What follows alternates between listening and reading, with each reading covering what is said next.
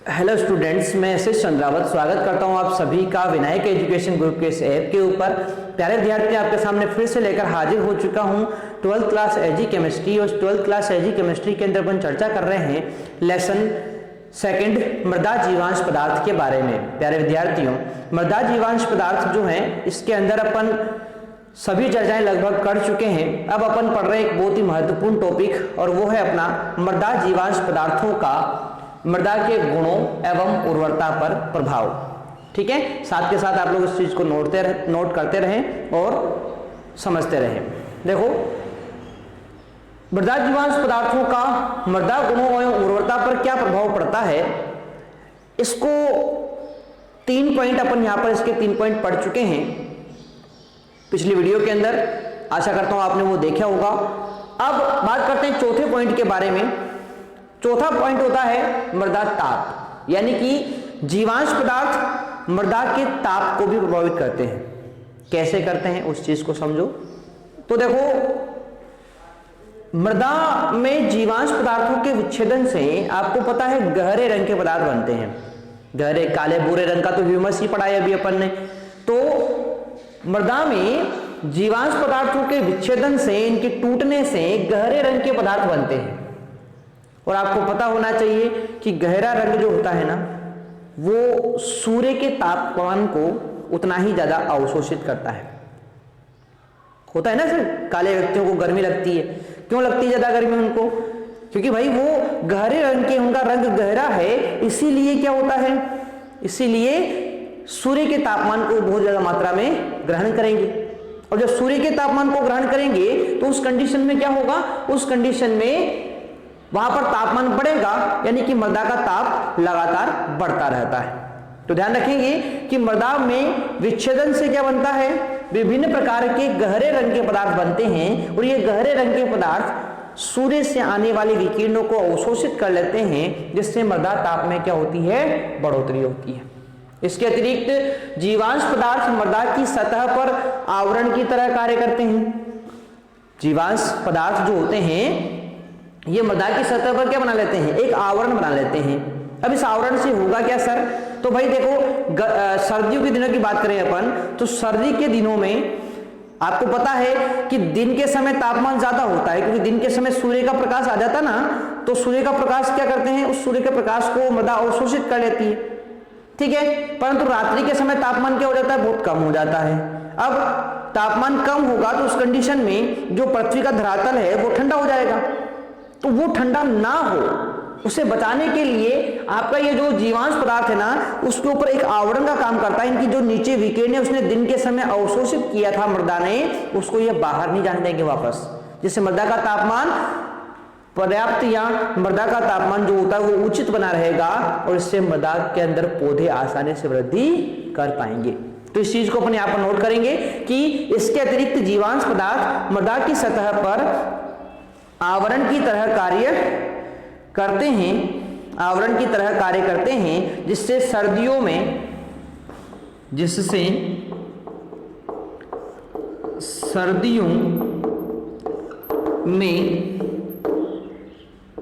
मृदा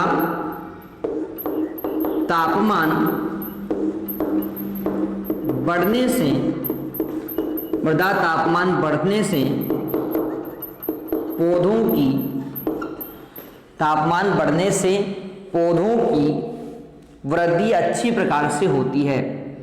पौधों की वृद्धि अच्छी होती है। ठीक है भाई। तो इस प्रकार से सर्दी के दिनों में तापमान बढ़ाकर आपका जो ये जीवांश पदार्थ है ये पौधों की वृद्धि को अच्छा बनाए रखने का कार्य करते हैं। इसके बाद मृदा जीवांश पदार्थ मृदा के और कौन कौन से गुणों को प्रभावित करते हैं, तो इसके अंदर अगला पॉइंट आता है मृदा अपर्दन। मृदा अपर्दन।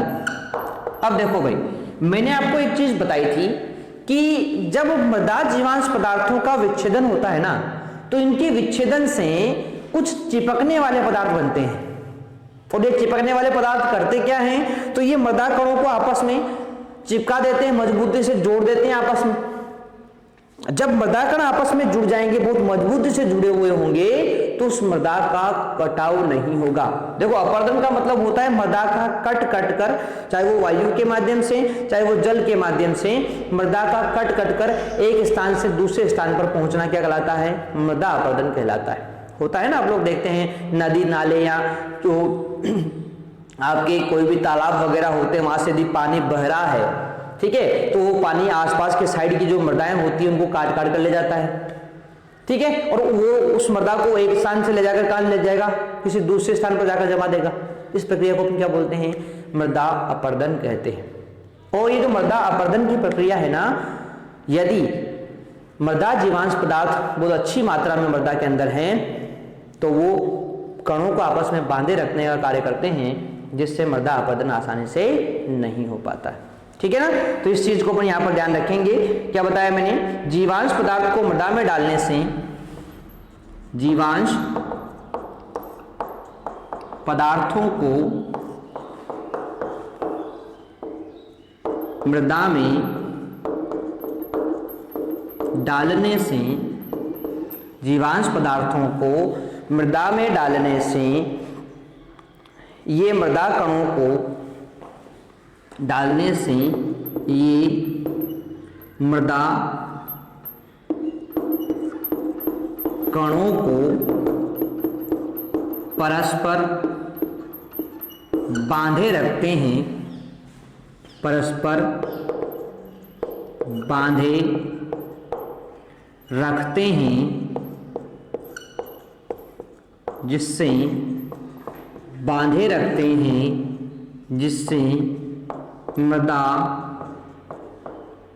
अपर्दन कम हो जाता है, यानी कटाव क्या हो जाएगा? मृदा का कम हो जाता है। ठीक है, आगे बात करें तो मृदा सतह से जल का बहाव मृदा कणों के बांधने के कारण कम हो जाता है, यानी मृदा का कटाव कम हो जाता है, और उसी को अपन मृदा अपर्दन कहते हैं। ठीक है भाई, चलो उसके बाद छठी चीज आती है भू परिष्करण। भू परिष्करण यानी इस चीज को भी आपका जो जीवांश पदार्थ है वो प्रभावित करेगा। अब ये क्या चीज होती है? देखो, जीवांश पदार्थों के मृदा में मिलाने से चिकनी मृदाओं में भू परिष्करण क्रियाएं आसानी से हो जाती है। देखो भाई, क्या होता है, चिकनी मृदाएं जो होती है ना, उनमें कण ऑलरेडी बहुत पास पास होते हैं, और इतने पास पास होते हैं कि वहां पर क्या होता है कि जो चिकनी मृदाएं होती है ना, वो यदि उनके अंदर जल की कमी हो जाती है तो वहां दरारें पड़ जाती है, जल ज्यादा मात्रा में हो जाता है तो कीचड़ वो बना लेती है। तो इस प्रकार की समस्याएं जो होती है ना चिकनी मृदा के अंदर, उसे अपन जीवांश पदार्थ मिलाकर दूर कर सकते हैं, और इसी प्रक्रिया को अपन क्या बोलते हैं? भू परिष्करण कहते हैं। यानी कि जैसे ही चिकनी मृदाओं के अंदर जीवांश पदार्थ मिलाया जाएगा तो वहां पर ये जो दरारें पड़ने की समस्या है, पपड़ियां बनने की समस्या है, ये समस्याएं दूर हो जाती है, और इस प्रक्रिया को अपन क्या बोलते हैं? भू परिष्करण कहते हैं। तो ये प्रक्रिया भी संपन्न करवाने का कार्य करता है कौन? मृदा जीवांश पदार्थ। तो देखो, जीवांश पदार्थों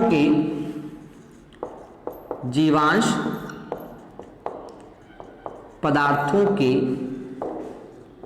मृदा में मिलाने से भू परिष्करण क्रियाएं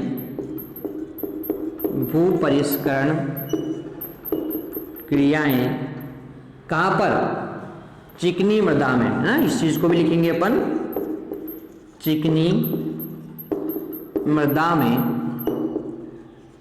भू परिष्करण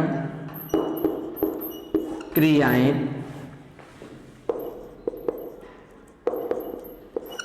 आसानी से हो जाती है।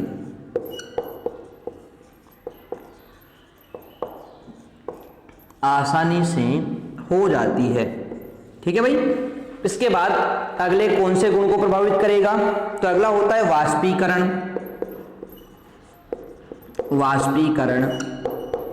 वाष्पीकरण को भी प्रभावित करता है ये।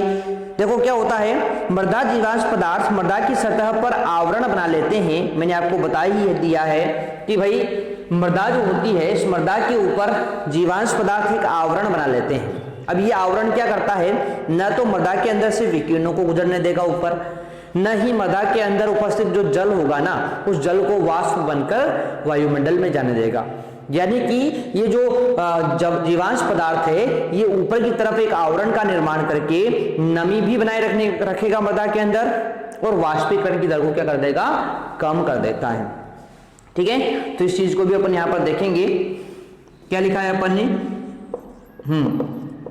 जीवांश पदार्थ मृदा की सतह पर, जीवांश पदार्थ मृदा की सतह पर आवरण की तरह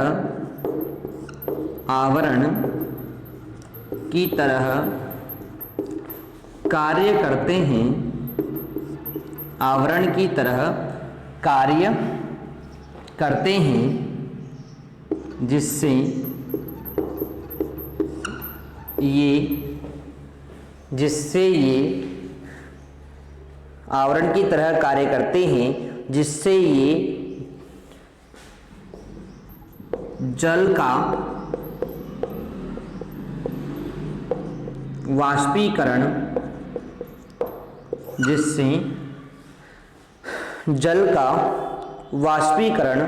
कम होता है। यहां पर इस चीज को अपन हटा देते हैं, जिससे जल का वाष्पीकरण कम होता है।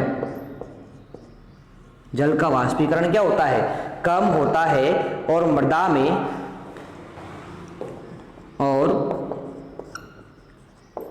में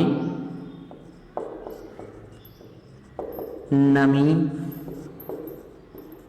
बनी रहती है, मृदा में नमी बनी रहती है।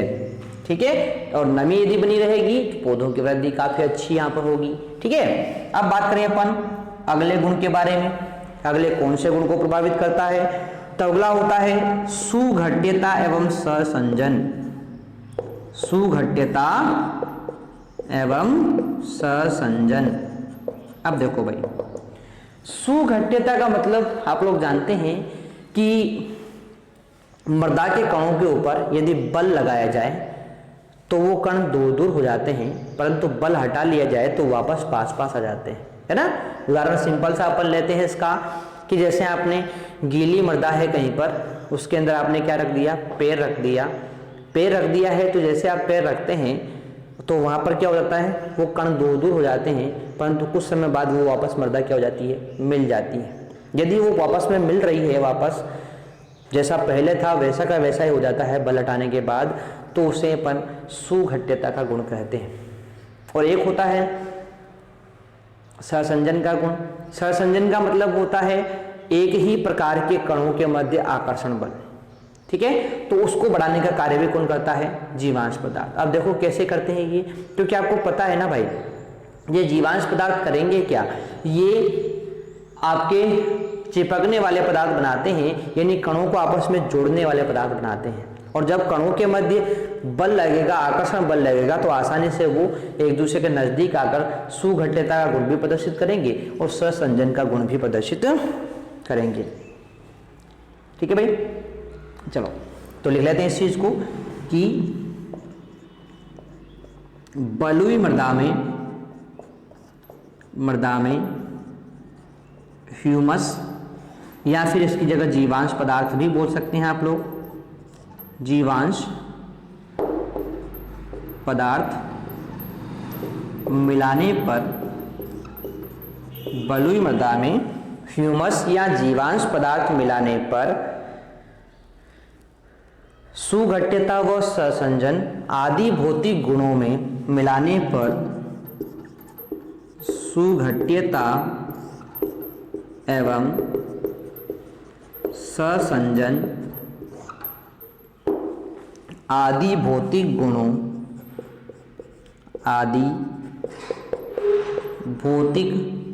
गुणों में वृद्धि होती है, भौतिक गुणों में वृद्धि होती है। ठीक है भाई, तो भौतिक गुणों में क्या होती है, यहाँ पर वृद्धि होती है इनके अंदर, जबकि चिकनी मृदा में मिलाने पर इन गुणों में कमी आती है। ठीक है, जबकि चिकनी मृदा में मिलाने पर इन गुणों में कमी आती है, क्योंकि ये गुण जो है ना चिकनी मृदा में ऑलरेडी उपस्थित होते हैं। ठीक है, और उसके अंदर आपने जीवांश पदार्थ मिलाया तो इन गुणों में कमी ये आ जाती है। तो इस प्रकार से देखो, मैंने आपको बता दिया यहाँ पर कि जीवांश पदार्थ जो होते हैं ये मृदा के ताप को प्रभावित करेंगे, मृदा के अपरदन को प्रभावित करेंगे, भू परिष्करण को प्रभावित करेंगे, इसके अलावा वाष्पीकरण को, सुघट्यता व ससंजन, इन सभी गुणों को ये प्रभावित करते हैं। ठीक है, इसके अलावा सर और कौन से गुण हैं जिनको ये प्रभावित करेंगे, तो देखो भाई और गुणों में अपन एक दो गुण और देखेंगे यहाँ पर, और उसमें आता है आपका अगला गुण धनायन विनिमय क्षमता। तो देखो मैंने आपको क्या बताया हुआ है कि मृदा जीवांश पदार्थ जो होते हैं ना, इनमें इनके अपघटन से मुख्यतः बनता कौन सा पदार्थ है, ह्यूमस की अपन बात करते हैं, है ना। गहरे भूरे या काले रंग का पदार्थ ह्यूमस बनता है, और आपको पता है कि ह्यूमस की धनायन विनिमय क्षमता बहुत ज्यादा होती है। ठीक है, तो इस प्रकार से देखो यदि आपने जीवांश पदार्थ मिलाया मृदा के अंदर तो वहां पर बनेगा ह्यूमस, और ह्यूमस के धनायन विनिमय क्षमता का मान अच्छा होता है। ठीक है, 200 सेंटीमोल प्रति किलोग्राम मैंने आपको बताया था। तो इस चीज को अपन ध्यान से देखते हैं। यहाँ पर ह्यूमस की धनायन विनिमय क्षमता, चलो मैं एक पॉइंट लिख देता हूं पहले, धनायन विनिमय क्षमता, इसमें लिखते हैं ह्यूमस की धनायन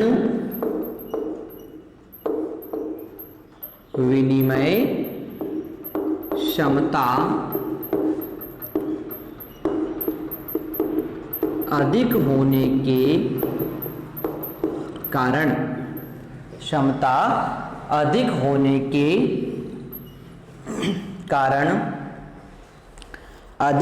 के कारण इसे मृदा में मिलाने से,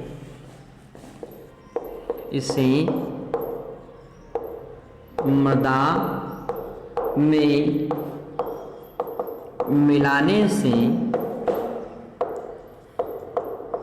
धनायन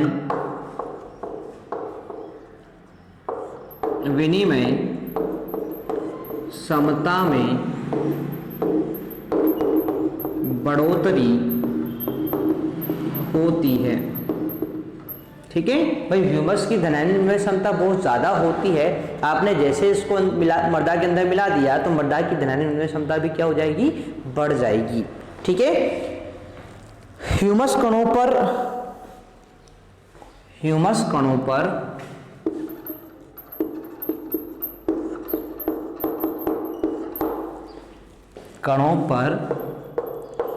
Ca+2 Mg+2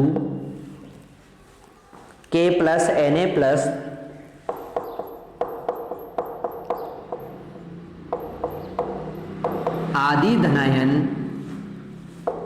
आदि धनायन अधिशोषित होते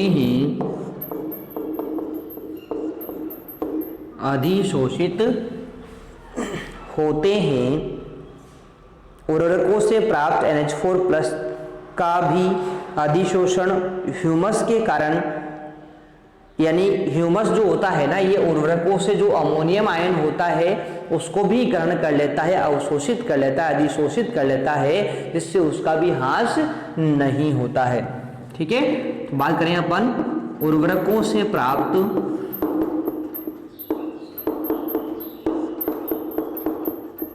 NH4+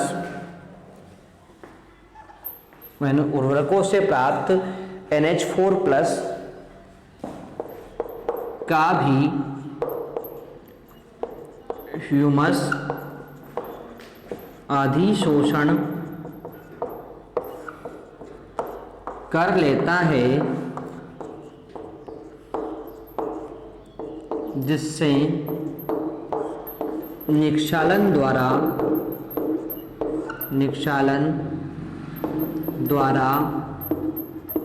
इसकी हानि नहीं हो पाती है। ठीक है, तो इस प्रकार से धनायन विनिमय क्षमता को भी प्रभावित करता है कौन? आपका ये ह्यूमस या मृदा जीवांश पदार्थ। ठीक है भाई, चलो, तो मृदा के विभिन्न गुणों को ये आपके जीवांश पदार्थ प्रभावित करते हैं। इनके अंदर अपन ने 4 से लेकर 9 तक ये गुण पढ़ लिए हैं, और भी इसके बहुत सारे गुण हैं जिन्हें ये जीवांश पदार्थ प्रभावित करते हैं। तो कौन कौन से ऐसे गुण हैं, इनके बारे में चर्चा करेंगे अपन नेक्स्ट वीडियो के अंदर। तो आप लोग यहाँ तक की विषय वस्तु अच्छे से कंप्लीट करेंगे। ठीक है, और इससे संबंधित कोई भी आपको डाउट हो तो आप लोग कमेंट बॉक्स में कमेंट करके मुझे जरूर बताएंगे। तो मिलते हैं अपन नेक्स्ट में, तब तक के लिए टेक केयर, बाय विद्यार्थियों।